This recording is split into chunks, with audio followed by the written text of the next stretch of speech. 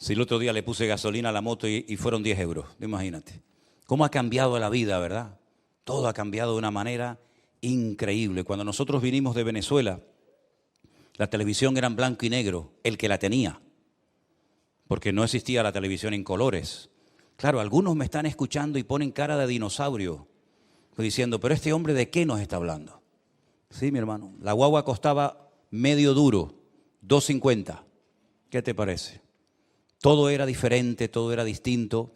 Nadie tenía teléfono móvil, no había internet, no había WhatsApp, no había Facebook, no había YouTube. Bueno, por no haber, no había a veces ni comida. Pero éramos felices, ¿sí o no? No extrañábamos de menos tantas cosas que hay hoy en día. Dicen que hay jóvenes hoy en día que están más enganchados al teléfono que muchos drogadictos en su época. De hecho, hoy en día ya a los niños no se les da la chupete, la chupa. Se le da la máquina diabólica directamente y se tranquiliza. Yo no sé si son los colores, los destellos o yo no sé qué, pero la vida ha cambiado totalmente. Pero la pregunta es, ¿y a los cristianos también les ha cambiado la vida? Pues también, mi hermano, también nos ha cambiado la vida. Porque yo me acuerdo hace años cuando yo me convertí y comencé a ir a la iglesia por primera vez en mi vida, allí en Las Palmas, que el cristianismo en aquellos tiempos no era tan complicado. Era algo más sencillo, la gente no se complicaba la vida, no había tantas falsas doctrinas y enseñanzas y herejías raras que vinieron después de los años, ¿verdad?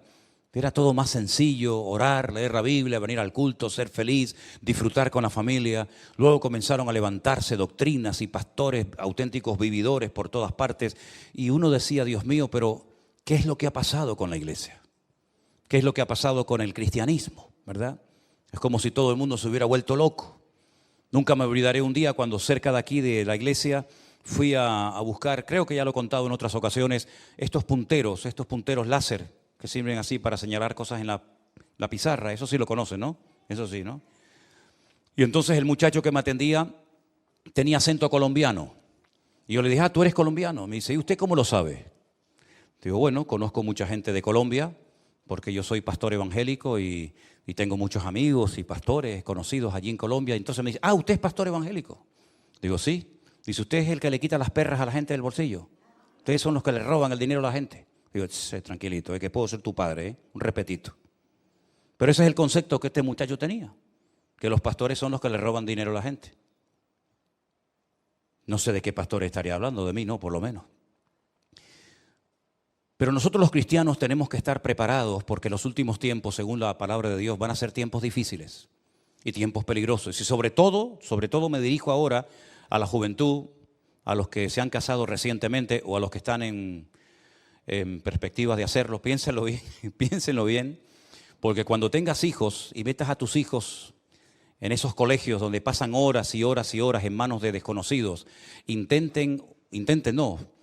van a forzar a tus hijos a que acepten ciertas y determinadas cosas que hace tiempo eran auténticas barbaridades, pero que hoy en día son normales. Tú como padre y como madre no vas a poder hacer nada, porque incluso puedes llegar a ser detenido si no permites que a tus hijos les metan en la cabeza doctrinas y enseñanzas totalmente antibíblicas y antinatura, yo diría también. Así es que estamos viviendo en tiempos donde lo malo ahora es bueno y lo bueno antes era malo. Donde lo dulce ahora es salado y lo salado ahora es dulce.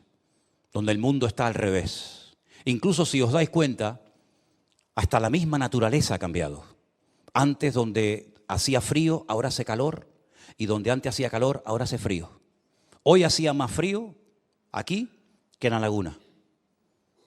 ¿De cuándo a dónde? Todo ha cambiado, absolutamente todo. Lugares donde antes no faltaba el agua, ahora oran y claman al cielo para que llueva. Y lugares donde no caía ni una gota, ahora oran para que no siga lloviendo porque el nivel de agua ha subido una barbaridad. Todo está al revés. Menos mal que en medio de este mundo enfermo y loco tenemos las promesas de Dios que no cambian. Amén, hermanos. Un Dios que dice en su palabra, yo seré el mismo, ayer, hoy y por los siglos. Nada podrá cambiar a Dios. Lo que Dios dijo que estaba mal, sigue estando mal. Lo que Dios aprueba y bendice, Dios lo sigue aprobando y bendiciendo. ¿Por qué? Porque Dios no cambia, Él es inmutable. No cambia con las modas, no cambia con las generaciones, sino sigue siendo el mismo. Y una de las cosas que nos dijo el Señor en su palabra es: en el mundo tendréis aflicción, pero confiad, yo he vencido al mundo. Uno ve la vida del mismo Señor Jesucristo y no fue una vida fácil, ¿eh? No piensen ustedes que como era el Hijo de Dios y como tenía tanto poder y tanta influencia en la gente, su vida fue un camino de rosas. No, la vida de Jesús fue durísima, durísima. Había gente que lo odiaba y había gente que no paró hasta que lo crucificaron en Jerusalén. Había gente que le amargó la vida a él y a todos los que venían después de él, a sus discípulos, a Pablo, a la iglesia, etcétera, etcétera. Pero él dijo: confíen, no se preocupen, no se amarguen, no se depriman. Yo he vencido al mundo y mi paz os dejo, mi paz os doy, no como el mundo la da. Qué importante es vivir en paz, mi hermano. Qué importante es tener la paz de Cristo en nuestros corazones. ¿Tú la tienes? ¿Se acuerdan ustedes cuando a un muchacho de aquí de la iglesia un jueves a la tarde le dije: mira, vete a la farmacia aquí en la esquina? Antes estaba aquí en la esquina, ahora está en la otra esquina. Vete y por favor pregúntale si tienen paz. Y el muchacho fue calladito y le dijo al de la tienda: perdón, me manda el pastor de la iglesia, me pregunta si ustedes venden aquí paz, un jarabe, un supositorio, algo. Y el muchacho lo miró así raro y dice: no, aquí no tenemos esas cosas, mi niño. El chico entró y le dije: ¿qué te dijo? No, que esas cosas no las venden. Digo: entonces vete al bar de aquí al lado que está lleno de gente. Vete al bar y pregúntale. Entonces cuando entró le dice: oye, el pastor me dice que si aquí tienen paz. Y le dice: ¿qué más quisiera yo tener paz aquí? Y le dije: ¿os dais cuenta? ¿Os dais cuenta? El hombre, con todos sus inventos y con todos los artilugios que ha inventado, el hombre no ha inventado todavía paz. Ni los ricos pueden comprar un gramo de paz. Porque la paz, el único que te la puede dar es el príncipe de la paz, que es nuestro Señor Jesucristo. Con Cristo hay paz. Aunque no haya comida, pero hay paz. Aunque no haya salud, pero hay paz. Aunque no haya trabajo, pero hay paz. Míralo, por ejemplo, navegando en el mar de Galilea, una tempestad terrible, terrible. Pero el Señor dormía tranquilamente en la barca. ¿Sí? Despiertan al maestro y le dicen: Señor, sálvanos, que perecemos. Y el Señor le dijo: tranquilos, hombres de poca fe. El Señor durmiendo en medio de la barca sin ningún problema. Ya pueden pasar los niños porque me están poniendo carteles aquí y de un momento a otro explota la pantalla. Ya pueden pasar los niños a la escuela dominical. Esa fue la primera sensación que yo sentí en mi vida cuando fui por primera vez a una iglesia parecida a esta. Y le dije a Dios: yo no sé si tú existes o no, no lo tengo muy claro. Pero si tú existes, yo quiero que me des paz porque no la tengo. Y desde ese día, creo que tenía 17 años, tengo 61 ahora mismo, ni un solo día la paz de Cristo se ha ido de mi vida. Se han ido otras cosas y han venido otras, pero la paz de Cristo es permanente. Nada ni nadie te la puede quitar. Tendrás días de abundancia, tendrás tiempos de escasez, te aplaudirán, te cuestionarán, te criticarán, te apoyarán, todo lo que tú quieras. La vida es cambiante. Hoy el que está arriba, mañana está abajo y viceversa. Pero la paz de Cristo permanece para siempre. Y la Biblia dice que los que confiamos en Dios podremos tener la paz del Señor constantemente en nuestras vidas. Con este concepto de la paz, algo tan importante, quiero llevarles a la misma porción que yo leía esta mañana cuando les compartía la palabra a los hermanos del Puerto de la Cruz. En el capítulo 4 de Timoteo, de segunda de Timoteo, a partir del versículo 6, leemos las palabras de un hombre que sabe que le queda poco tiempo de vida. Sabe que de un momento a otro lo van a matar en una cárcel en Roma. Y él escribe esta carta y se la dirige, se la manda a un joven pastor llamado Timoteo, que está pastoreando una iglesia que él había fundado en la ciudad de Éfeso. Y le dice: yo ya estoy para ser sacrificado. El tiempo de mi partida está cercano. He peleado la buena batalla, he acabado la carrera, he guardado la fe. Fíjate qué cosas tan importantes. He peleado la buena batalla, he acabado la carrera y he guardado la fe. Y el versículo siguiente dice: por lo demás, ya como conclusión, me está guardada la corona de justicia, la cual me dará el Señor, el juez justo, en aquel día, y no solo a mí, sino a todos los que aman su venida. ¿Cuántos dicen amén? Ya se acabaron los viajes, el fundar iglesias, el preparar obreros. El tiempo está cercano y Pablo dice, de un momento a otro acaban conmigo. Un hombre que sufrió una barbaridad por ser cristiano, por ser predicador. Él había sido un perseguidor de los cristianos, ahora lo persiguen a él. Y él sabe perfectamente de que de un momento a otro su vida se acaba. A mí me llama mucho la atención que hay ciertos personajes, bueno, no dos ni tres, sino unos cuantos, personas de la Biblia que sabían que les quedaba poco tiempo de vida. Incluso hasta llamaban a los hijos y le decían, llámeme a todos los muchachos, llámeme a mis nietos, llámeme a los hijos, porque quiero despedirme de ustedes antes de morir. Y los bendecía, por ejemplo, el caso de Abraham, de Isaac, de Jacob y otros, que sabían que iban a morir. Bueno, me llama la atención sobre todo la vida de Isaac, que dice que está a punto de morir, si le dice al hijo, prepárame 2 cabritos que me voy a morir. No, mandarse 2 cabritos uno solo, y se va a morir, y se come 2 cabritos. Y los bendice, porque sabían que les quedaba poco tiempo de vida.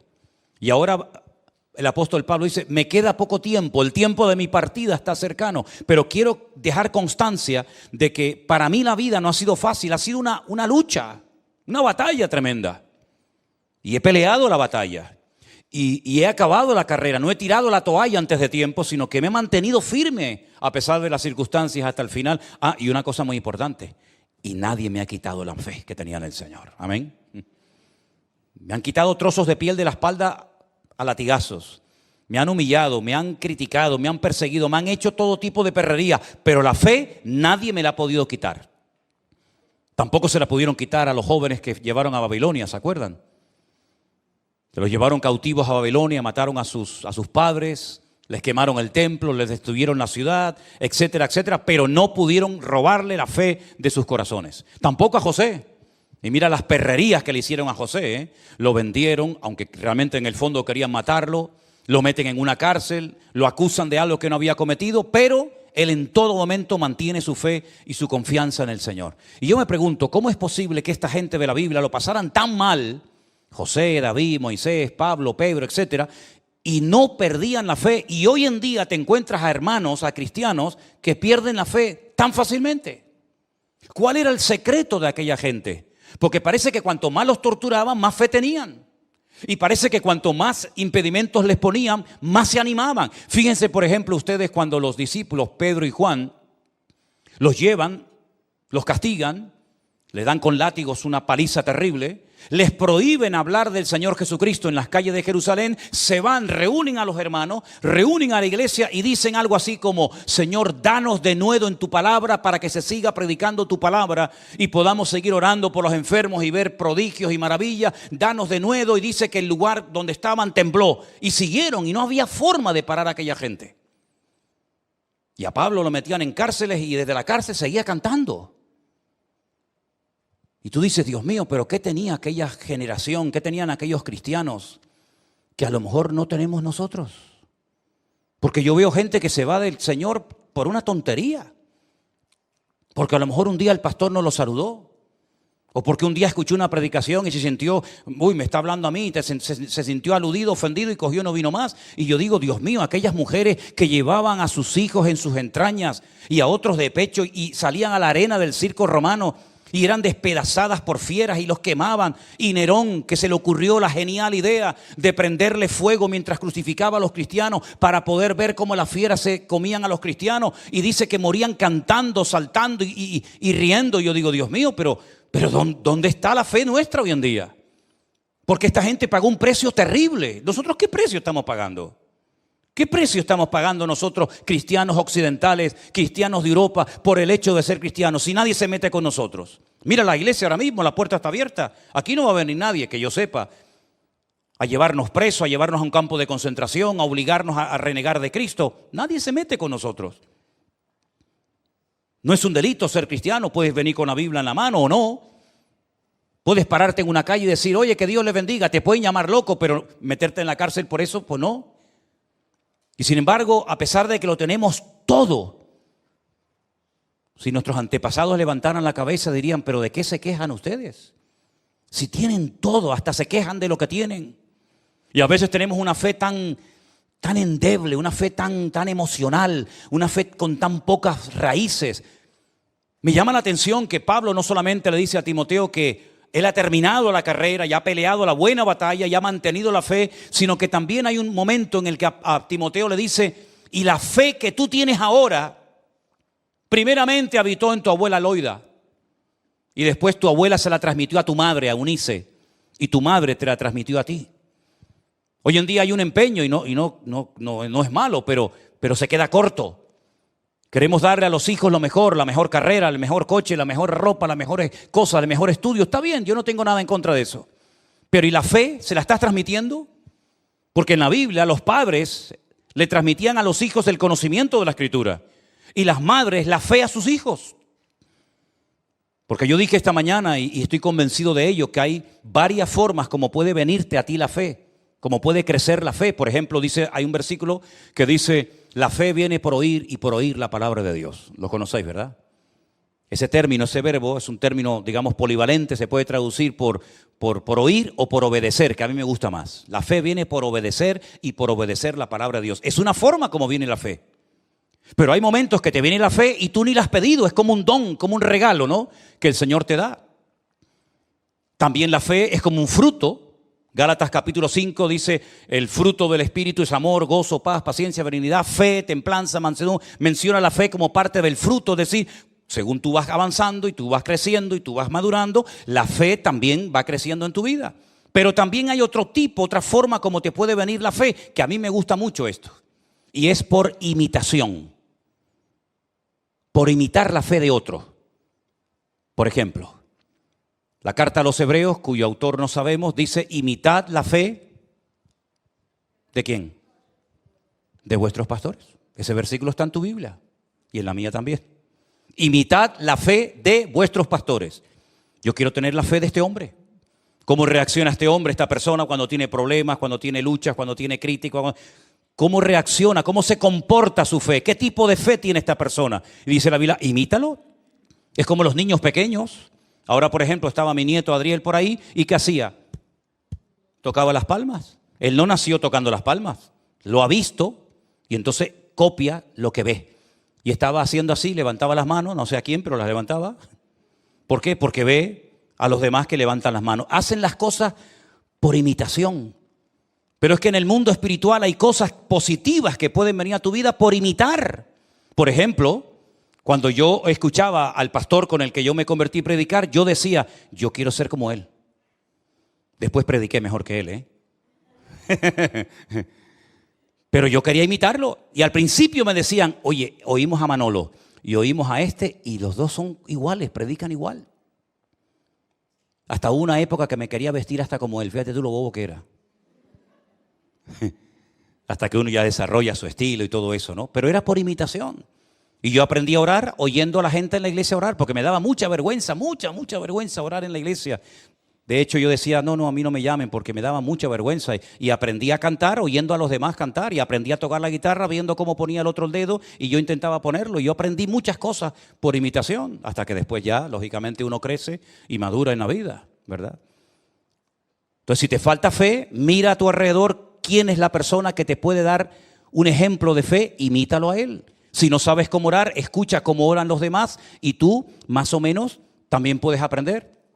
Si te gusta predicar la palabra y no sabes cómo se hace, escucha a los que predican la palabra y mira cómo empiezan, cómo terminan, cómo se van de un tema a otro, cómo buscan la lectura. Es decir, hay cosas que vienen por copiar, por imitar, y ya después no te preocupes, ya después tú tendrás tu propio estilo y tu forma. Entonces la Biblia nos enseña que la fe de Timoteo la tuvo su abuela y se la transmitió a su madre y después su madre se la transmitió a él. Porque esa era la obligación de las madres, no de los padres. Las madres transmitían la fe a sus hijos y los padres el conocimiento. Ahora bien, ¿qué conocimiento le va a transmitir un padre del Señor a su hijo si el padre no estudia ni lee la palabra? Pues le hablará de fútbol, le hablará del Tenerife, le hablará de pesca, le hablará de lo que quieras, pero de la Biblia no puede. Pero bíblicamente el padre transmitía el conocimiento bíblico a sus hijos. Fíjate qué responsabilidad. Y una madre que está todo el día quejándose, todo el día depresiva, todo el día amargada, todo el día gritando, todo el día echándole la bronca al marido, a este y al otro, ¿qué fe le va a transmitir a sus hijos? Ninguna. Pero que tus hijos, ahora que son pequeños y están bajo tu techo, que puedan ver cómo mamá oraba y cómo papá leía la palabra. Y entonces entre los dos se complementaban para producir, permítame el término, un hijo maduro, firme y estable en las cosas del Señor. ¿Te das cuenta? Entonces Pablo felicita a Timoteo por la fe que tenía, pero después la fe tú tienes que desarrollarla y tienes que cultivarla, porque en la Biblia no todo el mundo tenía la misma fe, como tampoco en esta iglesia. En esta iglesia no todos tenemos el mismo nivel de fe. La Biblia dice que había seguidores de Cristo que tenían poca fe. Por ejemplo, te acabo de poner un ejemplo, cuando Jesús calma la tempestad en el mar de Galilea y todo vuelve a la calma. Les dice el Señor a sus discípulos, ¿por qué dudasteis, hombres de poca fe? Y aquel centurión que vino a pedirle ayuda, misericordia al Señor por un criado que tenía enfermo, el Señor le dijo, en todo Israel no encontraba a nadie que tenga tanta fe como este hombre. Es decir, hay muchos niveles de fe en la Biblia. Dice la Biblia que la fe de Timoteo, lo dice textualmente el texto, dice que era una fe auténtica, genuina. Una fe no fingida, dice la versión Reina Valera del 60. Es decir, hay muchos tipos de fe. Hay una fe natural. ¿La fe natural qué es? Pues chicos, la fe que tienes cuando te montas en el ascensor con la fe de que no se va a caer. Una abuela que yo tuve, la madre de mi padre, un día se cayó de una altura muy grande porque abrió la puerta del ascensor y la inercia la llevó y el ascensor no había llegado y se cayó y no se mató de milagro. Y los que nos montamos en avión, ¿usted conoce al piloto cuando va a viajar? ¿Usted sabe si está casado o soltero? Usted va a la cabina y dice, perdón, una preguntita, ¿usted es cristiano o es ateo? ¿Me puede enseñar el carnet, por favor? ¿Me puede enseñar su título? ¿Usted se monta en el avión con la fe natural de que el avión no se va a caer? ¿O usted se montaría en un avión sabiendo que se va a caer? Eso no es fe, eso es ser bobo. ¿No? Hay una fe natural.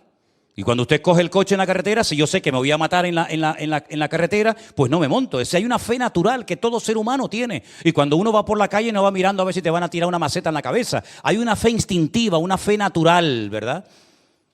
Hay una fe natural que dice que cuando usted termina de trabajar, llega el patrón y le paga su sueldo. Eso es fe, pero es una fe natural. Pero esa fe no sirve para mover montañas espirituales. Esa fe no sirve para obtener resultados en el mundo espiritual. Hay otro tipo, otro nivel de fe, que es la fe bíblica, la fe que el Señor nos da. Y Pablo dice que esa fe a él nadie se la pudo quitar. Aunque le dieron palos, aunque lo apedrearon, aunque fue náufrago, aunque estuvo en la cárcel, nadie le pudo quitar la fe de su corazón. Porque la fe no estaba fundada en emociones, no estaba fundada en sentimientos, no estaba basada en circunstancias, en hombres, estaba basada en Cristo. Y Cristo es la roca sobre la cual podemos edificar nuestras vidas. ¿Cuántos dicen amén? Si usted no edifica su vida sobre Cristo, ¿sobre qué la está edificando? Podemos tomar buenas decisiones en la vida y malas decisiones. Pero lo importante es decir, Señor, yo tengo un fundamento, yo tengo una roca en mi vida, que cuando vengan los problemas, cuando vengan las circunstancias, yo voy a permanecer firme porque yo sé en quién he creído. Y la fe va a ser probada, ¿eh? Si usted dice que tiene fe, vale, vas a tener que demostrarlo. Vas a tener que demostrarlo. A mí me llama la atención que la Biblia no dice que nuestra paciencia va a ser probada. No digo que no lo sea, pero bíblicamente no lo puedo demostrar. No puedo demostrar con un texto en la Biblia que la Biblia diga que el Señor nos va a probar la paciencia, nos va a probar la templanza, nos va a templar incluso hasta el amor. No dice nada de eso. Pero la Biblia sí dice que nuestra fe va a ser probada por el fuego. Y Dios sabe cómo probar nuestra fe. Puede ser que un momento el Señor decida probarte en la familia. Y ese hijo que tú has criado con tanto cariño y con tanto amor, resulta que ahora le da por meterse en la droga. Y tú dices, Dios mío, ¿pero esto qué es? O resulta que ese trabajo que has tenido toda la vida, donde te has sacrificado y has dejado años de tu vida, ahora resulta que te echan a la calle como una pieza, como un mueble viejo, porque ya no pueden usarte y sacarte más el jugo. Si las pruebas son múltiples y variadas, hay de todo tipo, físicas, espirituales, de toda índole, ¿verdad? Pero hay una prueba que probablemente todos y cada uno de nosotros en momentos puntuales de la vida experimentaremos. Y Pablo relata aquí un poquito, si me permiten Déjenme que les lea unos versículos. En la misma carta de Pablo a Timoteo, en el capítulo 4, pero en el versículo 9, Pablo le dice al que va a recibir la carta, a Timoteo, procura venir pronto. No dice procura venir, sino procura venir pronto, porque él sabe que le van a matar dentro de poco. Así que procura venir pronto a verme, porque Demas era un compañero de viaje, era un predicador, como Timoteo, como cualquier otra. Dice, Demas me ha desamparado. Una cosa es que te ha abandonado y otra cosa es que te ha desamparado. Son dos cosas diferentes. Parecen igual, pero no son la misma. A ti te puede abandonar una persona, pero desampararte una persona, búscalo en el diccionario para que veas que son dos cosas diferentes. Y Pablo dice que a Demas, a él lo desamparó. ¿Y cuál fue el motivo? Dice, porque se fue Demas amando este mundo. Para Demas en aquel momento era más importante la vida del mundo que estar al lado de un hombre, como era Pablo, que necesitaba todo el apoyo del mundo y que le había ayudado tanto.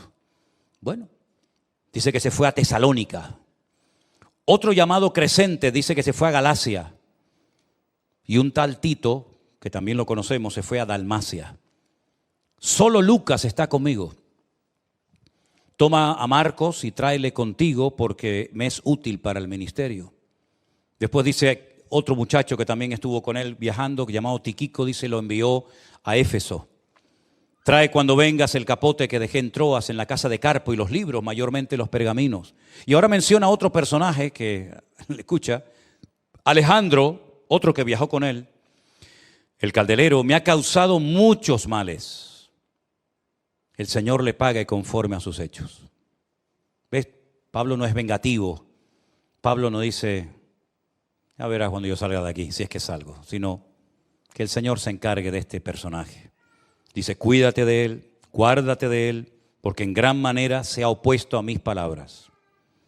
En mi primera defensa, es decir, cuando lo sacas de la celda para llevarlo al juicio, en ese primer juicio, esa primera audiencia, ninguno estuvo a mi lado. Ninguno. Pablo era el predicador más famoso de la época, conocía a miles y a miles de personas. En Roma había una comunidad enorme de cristianos, como ustedes saben, de miles de cristianos, y ninguno iba a la cárcel a visitarlo, ninguno estuvo con él en el juicio, nadie, ninguno estuvo a mi lado. Todos me desampararon, no les sea tomado en cuenta. Bueno, como decía mi padre, los mejores amigos se prueban cuando uno está en el hospital o en la cárcel, ¿no? Ahí es donde uno sabe si realmente hay verdaderos amigos o no, o son amigos de conveniencia. En este caso, nadie fue capaz de estar al lado de Pablo, solamente uno estuvo con él siempre. ¿Quieren saber quién es? Ponme el versículo 17, por favor, si eres tan amable. Léalo conmigo. ¿Quién estuvo con él? El Señor. Dígalo otra vez. El Señor. ¿De qué Señor estamos hablando? Del Señor Jesucristo, al que hemos cantado, al que hemos adorado, al que le hemos dicho a ti la honra, la gloria, el imperio por los siglos de los siglos. Amén. Ese Señor, dice, estuvo a mi lado y me dio fuerzas para que por mí fuese cumplida la predicación y para que todos los gentiles oyesen. Así fui librado de la boca del león. Ahora tú imagínate, un hombre conocido, un hombre que ha dado su vida por el evangelio, un hombre que ha levantado iglesias por todas partes, un hombre que ha ayudado a pastores, un hombre que le ha dado oportunidad a cantidad de gente. Resulta que en el momento más duro y difícil de su vida, nadie está con él, nadie lo va a visitar, nadie dice, oye Pablo, te hace falta algo, Pablo, necesitas algo. Si pide el capote, el manto, es porque tenía frío. Es que a nadie se le ocurrió llevarle una manta a este hombre, a nadie se le ocurrió ir a visitarlo, a llevarle una tacita de caldo caliente, a nadie se le ocurrió nada, ni por ahí te pudras, amigo. Pero Pablo está relajado y tranquilo porque dice, ¿saben una cosa, hermanos? Pero el Señor estuvo conmigo y me libró de la boca del león, del diablo, y me dio fuerza. Y el hombre sigue predicando a pesar de que sabe que lo van a matar por predicar el evangelio. Y dice, y el Señor me librará de toda obra mala y me preservará para su reino celestial. ¿Y cómo concluye esta conversación? Dándole al Señor toda la gloria y la honra. A Él sea la gloria por los siglos de los siglos. Amén. Así muere un valiente. Así no muere un mequetrefe, un pelele, Un hombre que es ahora sí y mañana no. Así mueren los valientes, los hombres de Dios. Como él dijo, yo sé en quién he creído. Me abandonó este, me traicionó el otro, me criticó fulano, este me causó males, pero el Señor estuvo a mi lado y me dio fuerzas porque yo sé en quién he creído. Bendito sea Dios. Y esa es la fe que nos va a ayudar a sobrevivir en estos tiempos. Esa es la fe que necesitamos todos, los casados, los solteros, los mayores, los jóvenes. Esta es la fe que necesitamos urgentemente para poder vivir una vida cristiana victoriosa. Para poder discernir si el tiempo que estoy invirtiendo con alguien, escúchalo bien, o con algo, merece la pena. No te encariñes, no te enamores, no pierdas el tiempo con lo que no es de Dios, porque te vas a llevar una desilusión.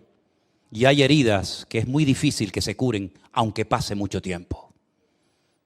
A mí me llama la atención, y lo dije esta mañana, y es algo que llevo días y meses, diría yo, dándole vueltas a todo esto en mi corazón, levantándome a veces muy temprano de madrugada y dándole vueltas a todo esto, porque a mí, y perdonen que insista, pero es que necesito insistir en esto, me llamó poderoso. De hecho, si después quieren verlo, mi Biblia subrayé esa parte cuando Pablo dice, he peleado la buena batalla.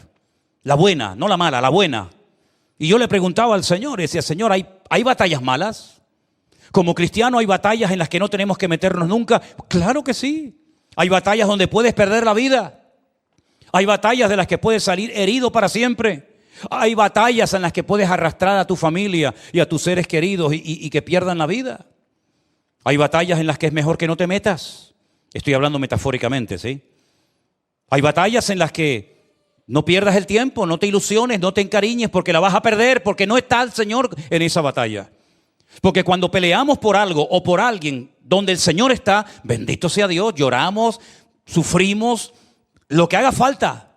Porque sé que en esa batalla, porque sé que en ese esfuerzo, Dios está conmigo. Sea hijo, sea marido, sea esposa, sea lo que sea.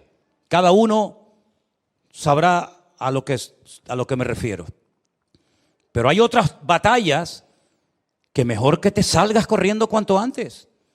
Y permítame poner algunos ejemplos, porque yo le decía al Señor, Señor, enséñame, yo quiero aprender de ti. Yo no tengo pastor. Yo no tengo pastor hace 40 años. Yo necesito que tú me enseñes y que tú me hables. Y ahora que no hay ruido de coche, ni de semáforo, ni de ambulancia, ni nada, sino aquí tranquilito, solo tú y yo, enséñame, Señor, háblame de tu palabra. Y el Señor me da palabra y me enseña. Así es como el Señor me pastorea a mí. Y yo empecé a hacer una lista y Él me venía a este pasaje, vete aquí, vete allá, lee esto, apunta a lo otro. Y tengo listas enormes de nombres, de lugares, de capítulos, de versículos, de batallas malas. Batallas que fue un desastre haberse metido en ellas.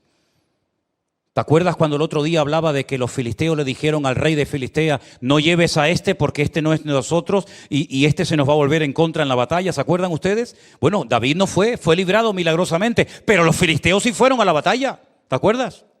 David se fue a su casa, que por cierto se la encontró quemada, destruida, se habían llevado a la mujer, a los hijos, pero los filisteos sí fueron a la batalla. Y cuando uno sigue leyendo, ¿y a qué batalla fueron? Fueron a pelear contra Israel y contra el rey Saúl. ¿Y qué pasó ese día? Que Saúl murió. Se suicidó. Saúl, viendo que había perdido la batalla, se echó sobre su espada y, como aquellos samuráis japoneses en la Segunda Guerra Mundial, se quitó de medio. Y a su hijo Jonatán, que era un chico excelente, una persona maravillosa, el íntimo amigo, la mano derecha de David, lo mataron, y al otro, y al otro, y al otro. Una batalla en la que Dios no estaba. Porque dice la Biblia que hacía mucho tiempo que Dios se había apartado de la vida de Saúl. Él creía que podía hacer lo que le daba la gana y no pasaba nada. Te equivocaste, amigo. Ese día perdiste la guerra porque Dios no estaba contigo en esa batalla. Y lamentablemente Jonatán, que no sé qué hacía allí, se equivocó de día, se equivocó de lugar, se equivocó de batalla, también lo mataron a él.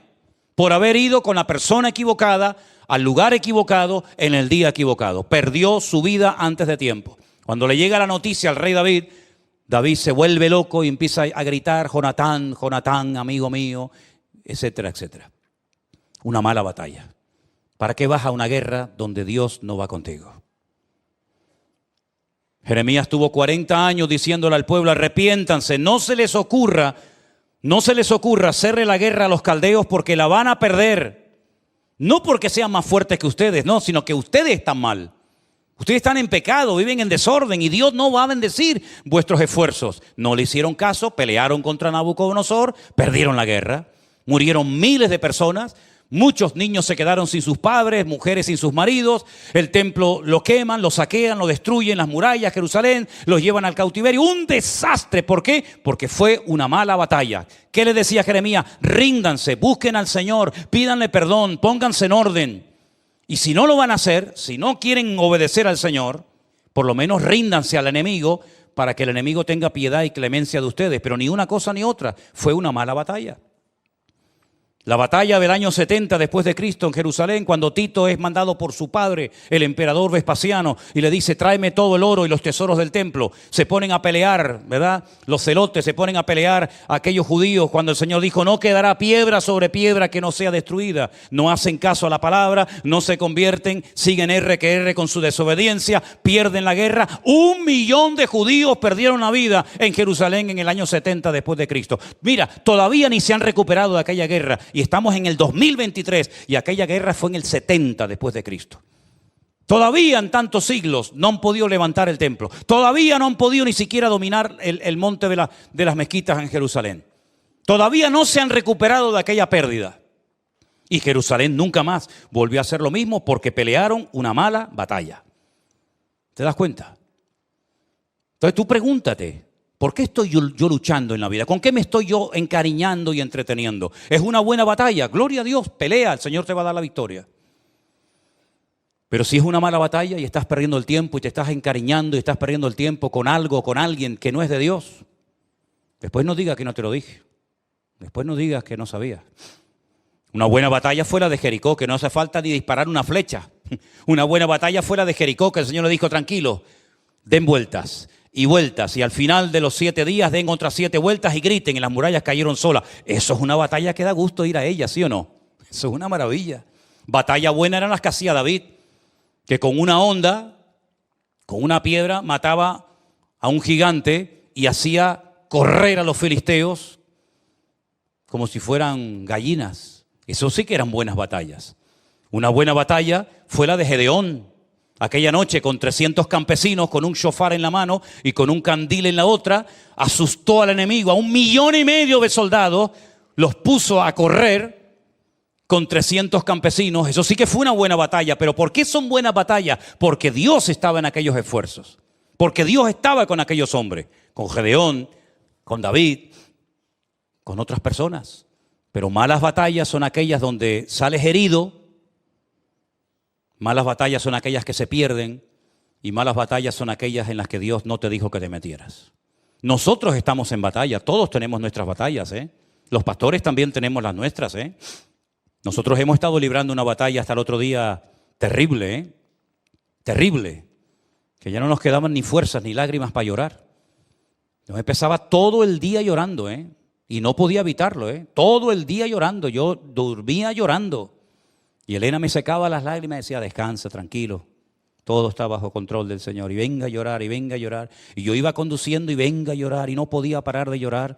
Y me paraba en los semáforos y miraba a un lado, y la gente me miraba así de reojo diciendo, uy, mira, ahí hay un loco. Y salía a pasear al perro y venga a llorar todo el santo día con esa cosa en el corazón, una batalla a vida o muerte. Pero la ganamos en el nombre de Jesús, la ganamos en el nombre de Cristo. Y cuando hace 2 domingos le dije, Señor, yo voy a hablar en tu nombre en fe y yo voy a decir que voy a ir con mi familia a Israel en el nombre de Jesús. Y al día siguiente le dije, Señor, yo prediqué y te puse a ti en alto, ahora no me dejes a mí en más lugar. Respáldame, Señor. Y el Señor nos respaldó, pero hay que pelear la batalla porque antes de una gran victoria viene una gran aflicción, un gran problema, ¿te das cuenta? Entonces pregúntate honestamente, ¿estoy peleando, estoy librando una buena batalla? ¿Merece la pena luchar por este?